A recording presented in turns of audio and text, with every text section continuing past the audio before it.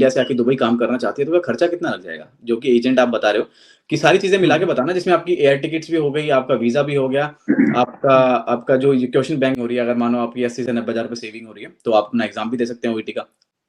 बहुत बार नहीं मिलती, बहुत बार लोग डिमोटिवेट होकर 2-3 महीने बाद चले जाते हैं वापस इंडिया। आपको डीएचए एग्जाम क्लियर करना पड़ेगा, दुबई हेल्थ अथॉरिटी का एग्जाम क्लियर करना पड़ेगा। यस, तो डीएच एग्जाम मस्ट। कितना मुश्किल होता है ये एग्जाम क्लियर करना? मुश्किल अगर दिक्कत है तो आप जो मेडिकल जो सर्टिफिकेट होता है वो बनवा के ज, ज, मतलब जैसे कि मेरा ये बोलने की दिक्कत है जो स्पीच। हेलो, हाँ जी, नमस्कार। मेरा नाम है संदीप चौहान, आप देख रहे हैं चौहान यूके वाइब्स। तो आज का जो वीडियो है काफ़ी ज़्यादा इंपॉर्टेंट होने वाला है, क्योंकि इंडिया के अंदर काफ़ी सारी ऐसी नर्सेज हैं जिनका ओईटी या फिर आइल्स एग्जाम है फर्स्ट अटेम्प्ट में क्लियर नहीं होता है। वहीं अगर आप ओईटी देते हैं तो ओईटी काफ़ी महंगा एग्जाम है। अगर आप फाइनेंशियली स्टेबल नहीं हैं तो आपके लिए एग्जाम है काफ़ी ज़्यादा महंगा पड़ेगा। तो आज की जो वीडियो है इसके अंदर हमारे साथ एक नर्स हैं जिन्होंने अपनी ओईटी की प्रिपरेशन करी थी इंडिया के अंदर, और बाद में वो दुबई शिफ्ट हो गए हैं और अभी दुबई के अंदर एज ए रजिस्टर्ड नर्स काम कर रहे हैं, ताकि वो अपने आप को फाइनेंशियली स्ट्रॉन्ग कर सकें और फिर बाद में अपना ओईटी एग्जाम क्लियर करके वो as a registered nurse UK के अंदर आके काम कर सकें। तो जो आज का वीडियो है काफ़ी ज़्यादा इंपॉर्टेंट होने वाला है, तो आप इस वीडियो को लास्ट तक जरूर देखना। इसके अंदर हमने एक मेन पॉइंट कवर किया है। जो आज हमारे साथ रजिस्टर्ड नर्स हमारे साथ इंटरव्यू के अंदर है, उनका नाम है सुरेश चौधरी। उनको एक मेडिकल कंडीशन है छोटी सी, जिसको हम लोग बोलते हैं स्टैमरिंग। तो उनको बात करने में थोड़ी दिक्कत है, तो उसी को हम लोग इस वाली वीडियो के अंदर कवर करेंगे, क्योंकि काफ़ी सारे लोगों के मेरे पास मैसेज आते हैं कि सर हमें स्टैमरिंग की दिक्कत है, तो क्या हम अपनी ओईटी क्लियर कर सकते हैं? तो इस वीडियो को अगर आप लास्ट तक देखते हैं तो आपके इसमें सारे डाउट्स क्लियर हो जाएंगे। अगर आपको ये मेडिकल कंडीशन है तो आप कैसे अपनी ओईटी दे सकते हैं और कैसे आप ओईटी के लिए एप्लीकेबल होंगे। तो चलिए इस वीडियो को हम लोग शुरू करते हैं। तो आज हमारे साथ सुरेश हैं, और सुरेश अभी अपने बारे में थोड़ा आपको बताएंगे ताकि आपको पता चल जाए कि सुरेश का बैकग्राउंड क्या है। तो हेलो सुरेश, आप अपने बारे में थोड़ा बताएं व्यूअर्स को। ये संदीप भैया, मेरा नाम सुरेश चौधरी है। मैं राजस्थान से हूँ और मैंने उदयपुर पैसिफिक मेडिकल कॉलेज से पास आउट हुआ था 2020 में। अच्छा, और अभी आप फिर कहाँ पे मैंने काम कर रहे हैं सुरेश? मैं अभी दुबई में हूँ सर। अच्छा, आप कब आए थे दुबई, कब आए थे? मैं आया था अक्टूबर 2022 में यहाँ आया था। अच्छा, इसके पीछे रीजन क्या है वैसे दुबई आने के पीछे? एक्चुअली मैंने ओईटी करी थी 4 महीने, मतलब जैसा कि आपने बताया था। तो मैंने 4 महीने ओईटी करी थी। मेरे को लगा कि मैं नहीं निकाल पाऊंगा एक बार में एग्ज़ाम। तो इतना मतलब एक बार एग्ज़ाम देता, अगर नहीं होता तो वो भी था कि मतलब पैसे भी बहुत सारे थे उसके ओईटी के। तो मैंने सोचा अच्छा, कि हाँ। दूसरा वे निकालता हूँ ताकि मैं फाइनेंशियली स्ट्रांग हो जाऊँ पहले। अच्छा, काफ़ी अच्छी चीज़ है कि अगर आप आपके पास फाइनेंशियली आप स्ट्रॉन्ग नहीं है तो आप किसी दूसरी कंट्री में जा सकते हैं काम करने के लिए, जहाँ पे काफ़ी आपको ईज़ी पड़ेगा। और उसके बाद फिर वहाँ पे जाके अपनी ओईटी की प्रिपरेशन करके आप अपना ओईटी का एग्ज़ाम निकाल सकते हैं। तो देखिए, आपको एक छोटी-सी चीज़ बताता हूँ यहाँ पे। सुरेश से मेरी काफ़ी पहले से बात हो रही, तब मैंने चैनल स्टार्ट किया था, तब से मैं सुरेश के साथ जुड़ा हुआ हूँ। सुरेश को थोड़ी मेडिकल कंडीशन थी स्टैमरिंग की, है ना? तो थोड़ा जब बात करते हैं तो वहाँ पे थोड़ी उनको स्टैमरिंग होती है और वो सही तरीके से बात नहीं कर पाते हैं।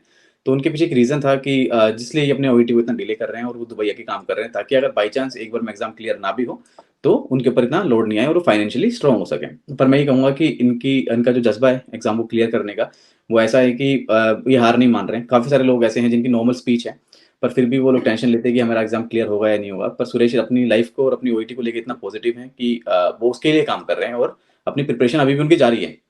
टाइम लगेगा, यस, सारी चीज़ें लगेंगी, पर एग्ज़ाम ज़रूर क्लियर होगा, ये इनका मोटिव है। सही बात है कि नहीं सुरेश? बिल्कुल सर, सही बात है। निकालेंगे चलिए। एक बार। हाँ, आराम से निकल जाएगा एग्ज़ाम की, कोई ऐसी टेंशन नहीं है। अच्छा सुरेश, मैं आपको ये पूछूँ कि अगर दुबई में कोई नर्स काम करना चाहती है, मानो किसी का फाइनेंशियल बैकग्राउंड स्ट्रॉन्ग नहीं है और वो दुबई आके काम करना चाहता है या करना ओके। चाहती है, ताकि वो अपनी ओईटी की फीस निकाल सके, एग्ज़ाम की फीस निकाल सके, तो रिक्वायरमेंट क्या है वहाँ पे नर्सिंग में अगर आपको काम करना है तो? तब दुबई आने का ऐसा है कि ये सबसे पहले डीएचए एग्जाम पास करना पड़ता है। अच्छा, और एक्सपीरियंस चाहिए होता है इसके अंदर?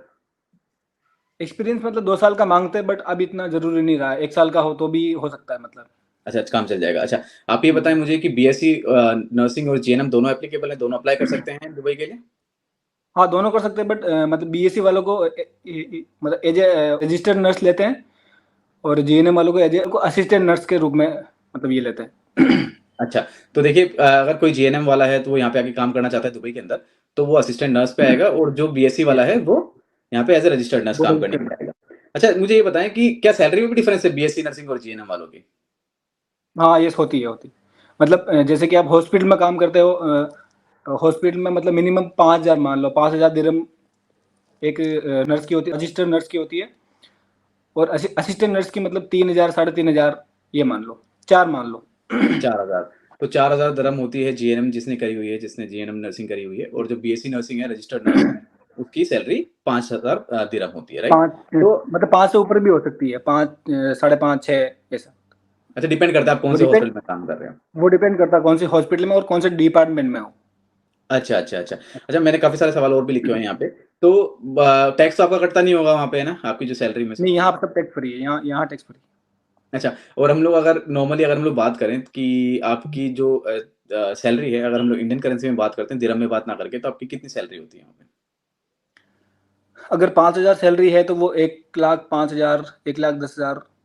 अभी 22 का चल रहा है रेट, तो उसके हिसाब से मल्टीप्लाई कर लेना कि 5,000 इंटू 22, तो उस अच्छा, अच्छा। हिसाब से। उस हिसाब से आपकी सैलरी अभी आपको मिल रही है, राइट? और डिपेंड करता है कि आप कौन से हॉस्पिटल में जा रहे हैं, उसके हिसाब से भी आपकी सैलरी डिपेंड करती है ना यस, हॉस्पिटल को। कौन सा हॉस्पिटल। अच्छा, आपकी सेविंग कितनी हो जाती है अगर हम लोग पर मंथ बात करें तो? अगर 5,000 सेविंग, मतलब 5,000 अगर आपकी सैलरी है, तो 3,500 या 4,000 सेव कर सकते हैं। मतलब कि 3.5 साढ़े मतलब इंडिया के 80,000 90,000 रुपए 80 से 90,000 रुपए आपकी सेविंग आराम से वहाँ पे हो जाती है। बाकी सेविंग जो कर सकते आपका 20-25,000 रुपए में आपका खाना-पीना और रहना आपका आराम हैं, से खाना वहाँ पे पीना हो रहना हो जाता है। यस। अच्छा, ये तो काफ़ी अच्छी चीज़ है कि अगर आपकी सेविंग हो रही है, अगर मानो आपकी 80 से 90,000 रुपए सेविंग हो रही है, तो आप अपना एग्ज़ाम भी दे सकते हैं ओईटी का, आराम से प्रिपरेशन भी कर सकते हैं। एग्ज़ाम एक बार में क्लियर ना भी हुआ तो भी स्ट्रेस नहीं होगा क्योंकि 80-90,000 की तो भी सेविंग है, तो आप 35,000 रुपए का आपका एग्ज़ाम लगा लो, अगर बाय चांस एग्ज़ाम क्लियर भी नहीं होता है, तो 1 महीने की सेविंग में भी आप 2 बार एग्ज़ाम दे सकते हैं। ये चीज़ें मैं इसलिए बोल रहा हूँ कि एग्ज़ाम क्लियर नहीं हो, क्योंकि काफ़ी सारे लोग होते हैं जो इस एग्ज़ाम को क्लियर करने में स्ट्रगल करते हैं, है ना? और वही यही एग्ज़ाम अगर वो इंडिया में देते हैं तो 35,000 रुपए इट्स अ बिग डील। वहाँ पे एक जो 35,000 रुपए अफ़ोर्ड करना एग्ज़ाम मतलब काफ़ी बड़ी चीज़ हो जाती है वहाँ पे तो एक तरीके से काफ़ी अच्छा है दुबई कि आप जाके वहाँ पे काम कर सकते हो एज़ अ रजिस्टर्ड नर्स अगर आपने बीएससी करी है तो और आपके पास अच्छी सेविंग भी होगी और अपने एग्ज़ाम के ऊपर भी आप सही तरीके से फ़ोकस कर सकते हो ना। चलिए, मुझे एक सवाल और ये कर पूछना है कि जैसे कि आपने मुझे बताया कि अगर आपको दुबई के अंदर काम करना है तो आपको डीएचए एग्ज़ाम क्लियर करना पड़ेगा, दुबई हेल्थ अथॉरिटी का एग्ज़ाम क्लियर करना पड़ेगा। यस, तो डीएच एग्जाम मस्ट। कितना मुश्किल होता है ये एग्ज़ाम क्लियर करना? मुश्किल अगर खुद से तैयारी करते हैं तो मुश्किल है कि वो जो मेन मटेरियल है वो नहीं मिलता है ना? वो फिर यहाँ वहाँ से पढ़ के करना पड़ता है। अगर किसी मतलब अगर किसी एजेंट के थ्रू जाते हैं तो एजेंट पूरा मटेरियल वो मतलब दे देता है ना। अच्छा। तो उसको आप 15 दिन में पढ़ो, 1 महीने में पढ़ो, जब आपको लग जाए कि मैंने पूरे क्वेश्चंस पढ़ लिए हैं, वो जो क्रैश कोर्स वो जो प्रोवाइड करता है, अगर आपको लगता है वो मैं 15 दिन में पढ़ लूँगा पूरा क्रैश कोर्स, तो 15 दिन बाद आप और एग्ज़ाम बुक कर लो। वो हर वीक एग्ज़ाम होता है इसका डीएचए का। अच्छा, वो मंथ तो में इसके कभी अंदर भी कितने बुक कर क्वेश्चन सकते प्रोवाइड करते हैं वो? वो करते हैं मतलब 1500 से 2,000 क्वेश्चन करते हैं। मतलब 1500 से 2000 क्वेश्चंस आपको एक क्वेश्चन बैंक देते हैं, आपको खाली वो क्वेश्चन बैंक पढ़ना हाँ, है क्वेश्चन बैंक। और हाँ, पूरे जो पेपर आता है डीएचए का उसी के अंदर से आता है हाँ, उसी के अंदर आता और है। क्वेश्चन एज इट इज़ उसी के बैंक अंदर। सॉरी। जी, मतलब सारा उसी के अंदर से आता है, कोई बाहर से उसमें वो नहीं आता है। अच्छा, और जो ये जो क्वेश्चन बैंक है ये कौन प्रोवाइड करता है? आपका एजेंट ही प्रोवाइड करता है आपको। हाँ, जो भी एजेंट होता है वो प्रोवाइड करता तो ये लगा लो कि आप 15 दिन में आपका एग्जाम क्लियर हो जाएगा डीएचए अगर आपने सही तरीके से प्रिपरेशन करी है तो है। वो ठीक है, क्वेश्चन हाँ। बैंक पूरा पढ़ लिया है तो। चलिए, दूसरा मुझे ये बताओ कि प्रोसेस का कितना टाइम लगता है अगर कोई बच्चा मानो आज स्टार्ट करता है अपना एग्जाम क्लियर करने के लिए अपनी प्रिपरेशन स्टार्ट करता है और दुबई आके काम करना चाहता है तो कितना टाइम लग जाएगा उसको इंडिया से दुबई पहुंचने में? अब डीएचए एग्ज़ाम के मतलब 15 दिन मान लो। हाँ, प्रिपरेशन के मतलब अंदर। डीएचए एग्ज़ाम के 15 दिन मान लो। उसके बाद जो डेटा फ्लो होता है वो 2 मंथ मान लो। अच्छा, मतलब डेटा 2 फ्लो भी महीने टू के मंथ। पूरा प्रोसेस 2 से ढाई महीने में ये कंप्लीट हो जाएगा। पूरा अच्छा, प्रोसेस डेटा जिसके अंदर फ्लो से आपका लगा। एग्जाम भी क्लियर हो जाएगा, आपका डेटा यस, फ्लो भी हो जाएगा, मतलब आपकी जो डेटा कलेक्शन जो भी आपकी डॉक्यूमेंट्स वगैरह वेरिफिकेशन वगैरह सारी चीजें, उसके बाद आपकी यस। वीजा टिकट्स वगैरह 2 से ढाई महीने में पूरा प्रोसेस हो 2 जाता से है। यस, 2 से ढाई महीने में पूरा हो जाएगा। चलिए, ये तो बहुत बढ़िया चीज है ना। और मुझे ये बताओ कि जैसे जो आपका मेन रीजन था दुबई आने का कि आपको ओईटी की प्रिपरेशन करनी थी, तो उसके लिए आपको टाइम मिल जाता है ओईटी की प्रिपरेशन के लिए? वो डिपेंड करता है कि आप कौन से डिपार्टमेंट में और कौन सा हॉस्पिटल में हो।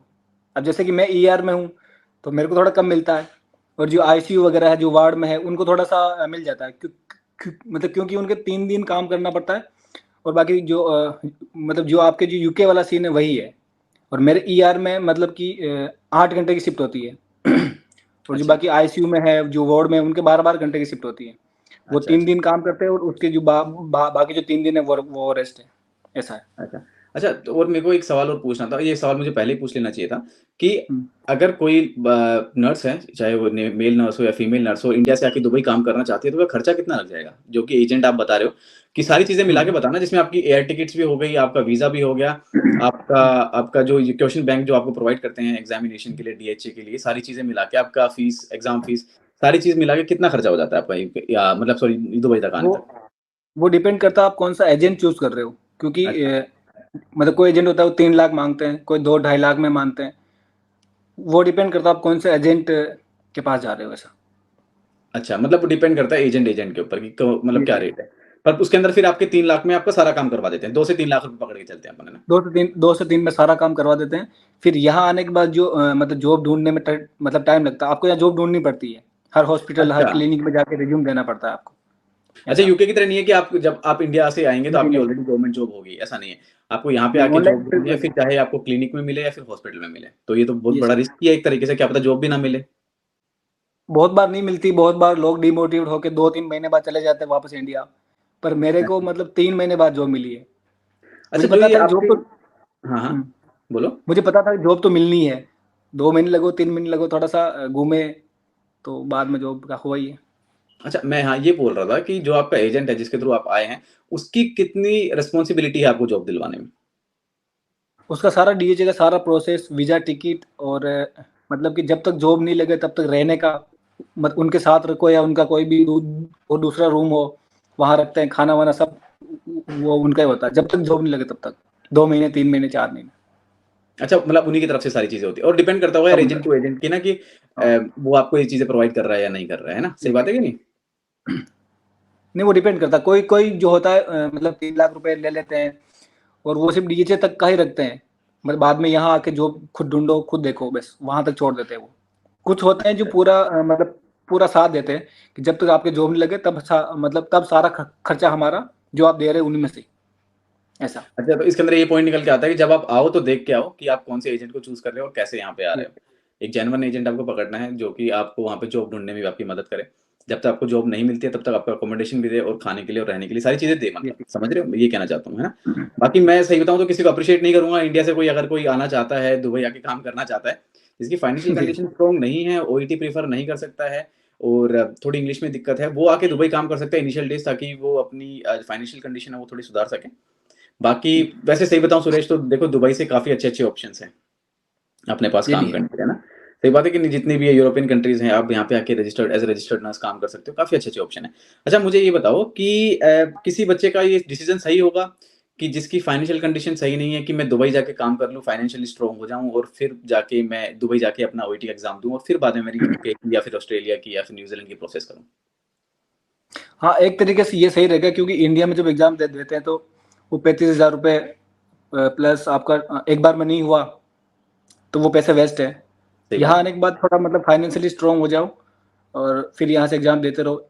एक बार में नहीं हुआ, 2 बार में नहीं हुआ तो अपनी सेविंग तो है ही खैर, यहाँ काम कर ही रहे हैं। तो सही बात। उस हिसाब से थोड़ा-थोड़ा ठीक ठीक रहेगा।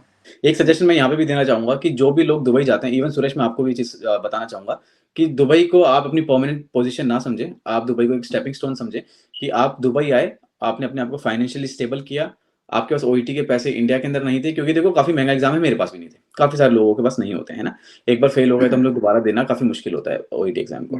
तो आप लोग इसको स्टेपिंग स्टोन की तरह समझो, आप अपना एग्ज़ाम क्लियर करने के लिए दुबई जाओ, आप अपनी प्रिपरेशन करो, पैसा कमाओ, सेविंग करो, अपना एग्ज़ाम दो और एग्ज़ाम क्लियर करने के बाद फिर आप यूके के लिए ट्राई कर सकते हो वहाँ से, है ना? इसको है ना परमानेंट पोज़ीशन मत समझना। काफ़ी सारे लोग मेरे से पूछते हैं इस चीज़ को कि सर हम दुबई में हैं, क्या हमारा यूके आना वर्थ होगा? तो मैं डेफ़िनिटली कहूँगा कि हाँ, वर्थ होगा क्योंकि देखो, दुबई आपको पीआर नहीं देती है। यस। वहाँ पे आपकी जॉब कभी परमानेंट नहीं है, वो आपको कभी भी निकाल सकते हैं। पर जब आप यूके आते हैं तो आपकी जॉब है वो एनएचएस के अंदर ऐसे गवर्नमेंट जॉब होती है आपकी, है ना? आपका आपके जो वीज़ा होता है वो आपको उसी हिसाब से मिलता है। बाकी लिविंग कंडीशन आपकी बहुत सारी चीज़ें देखी जाती हैं जो कि हम लोग कंपेयर नहीं कर सकते दुबई को और यूके को। तो सुरेश मेरी तरफ से भी आपके लिए यही सजेशन होगी कि आप जो आपका जो दुबई है उसको स्टेपिंग स्टोन समझें, अपनी प्रिपरेशन करें, ओईटी की प्रिपरेशन अच्छे से करें, अपना एग्ज़ाम क्लियर करें और सबसे बड़ी चीज़ देखो आपको वीडियो में लेके आने का मेरा मेन मोटिव ये था कि काफ़ी सारे लोग मुझसे ये चीज़ पूछते थे कि स्टैमरिंग वाली जो इश्यू आ रहा है आपका ना बात करने में, तो काफ़ी सारे लोग बोलते हैं सर हम कर सकते हैं क्या? देखो मैं ये कहूँगा कि जब सुरेश कर सकता है, सुरेश वहाँ बैठा है, अपनी मेहनत कर रहा है, सारी चीज़ें कर रहा है, तो आप लोग भी कर सकते हो। और ये कोई बड़ी चीज़ नहीं है ना? आपके पास खाली एक मोटिव होना चाहिए, आपके पास ना एक एंथुसियाज़्म होना चाहिए कि मेरे को अपना एग्ज़ाम क्लियर करना है, तो आपका एग्ज़ाम है वो आराम से क्लियर हो जाएगा। और सुरेश बेस्ट ऑफ लक मेरी तरफ से, आप अपना एग्ज़ाम क्लियर करो और मैंने जैसे आपको बताया क्लासेस आप स्टार्ट करो, है ना? आपकी अच्छे से जी प्रिपरेशन सर। करवाते हैं और जी। आराम से आपकी ओईटी क्लियर हो जाएगी। ओईटी कोई बड़ी चीज़ नहीं है ना? मुझे एक चीज़ बताओ सुरेश कि कोई बच्चा जिसको बात करने में दिक्कत है, जिनको स्पीच में दिक्कत है, स्टैमरिंग की दिक्कत है, तो उनके लिए ओईटी देना सही रहेगा या नहीं रहेगा, या फिर उनके लिए कैसे वो अपना एग्जाम बुक कर सकते हैं? ऐसा होता है कि मैंने एक बार पढ़ा था, ओईटी जो ऑफिशियल जो साइट है वहाँ पे मतलब वो क्लियरली वो मेंशन, अगर कोई मतलब कि कोई फिजिकल डिसेबिलिटी है या कोई बोलने में दिक्कत है, तो आप जो मेडिकल जो सर्टिफिकेट होता है वो बनवा के ज, ज, मतलब जैसे कि मेरा ये बोलने की दिक्कत है, जो स्पीच पैथोलॉजिस्ट जो होता है, अपना जो डॉक्टर होता है, उनसे जो मेडिकल सर्टिफिकेट बनवाओ, जब एग्ज़ाम बुक करते हो वहाँ ये वो अपलोड कर दो ताकि जो एग्जामिनर है उनको पहले बता सके, मतलब कि उनको पहले से नोटिफाई कर सके कि मेरी ये प्रॉब्लम है, फिर उसके हिसाब से वो लोग वो डील कर अच्छा लेंगे एग्जाम कि ले। एग्जाम कैसे कंडक्ट करना है। बहुत अच्छा ऑप्शन आपने बताया कि जिन लोगों को भी स्टैमरिंग की दिक्कत है तो अपना एक मेडिकल सर्टिफिकेट बनवा लें अपने स्पीच थेरेपिस्ट से। स्पीच थेरेपिस्ट आपका ये सर्टिफिकेट बना के देगा, और फिर आप अपना एग्जाम जब आप बुक करते हैं तो सर्टिफिकेट को आप उसके साथ अपलोड कर सकते हैं, ताकि आपके जो एग्जामिनर है और ओईटी है उनको पहले पता रहे कि हाँ इनको ये इशू है, और इनके हिसाब से इनके जो एग्जाम की जो चेकिंग है या फिर जो मार्किंग है वो करी जाए। सही बात है Suresh? Yes yes yes, same. और सुरेश कोई नहीं, प्रिपरेशन करते हैं अच्छे से ओईटी की, है ना? और मुझे जी कांटेक्ट सर। करना, और अपनी प्रिपरेशन अच्छे बिल्कुल। तरीके से करते हैं। और thank you so much Suresh, आपने इतना टाइम दिया और आप इतने कॉन्फिडेंटली आपने सारी चीज़ें यहाँ पे बताई, और लोगों को काफ़ी सारे जो लोगों के सवाल थे काफ़ी सारे यहाँ पे क्लियर हुए। और उम्मीद करता हूँ कि आपका जो फ्यूचर होगा बेस्ट होगा, और हम लोग करते हैं ओईटी की प्रिपरेशन अच्छी तरीके से करते हैं, और हम जी यूके का देखते हैं, है ना? And thank you so much all the viewers जिन्होंने हमारी बातें सुनी, और कुछ ना कुछ आप लोग यहाँ से प्रोडक्टिव लेके ही जाओगे। तो thank you so much for attending this lovely session. Thank you so much thank Suresh. You. Okay sir, thank you, bye bye.